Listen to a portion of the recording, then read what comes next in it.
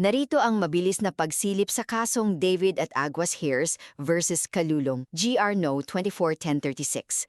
Pwede bang ipakancel ng unang pamilya ang kasal ng namatay nilang tatay sa bago niyang asawa?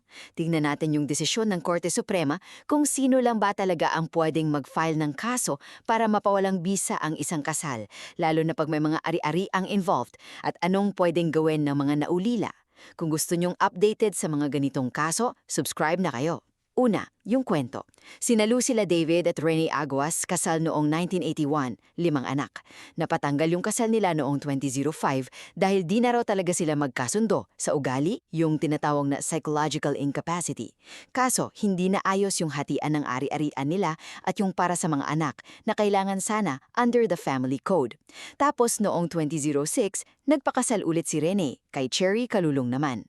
Noong namatay si Rene noong 2015, si Lucila at yung mga anak nila nagsampa ng kaso para ipawalang bisa yung kasal ni Rene kay Cherry kasi nga di nasunod yung batas sa unang kasal. Ikalawa, ang tanong sa korte. May karapatan ba si Lucila, yung dating asawa, at yung mga anak nila ni Rene na ipakancel yung pangalawang kasal? Ang sabi ng Korte Suprema, wala. Wala silang tinatawang na legal standing para gawin yon.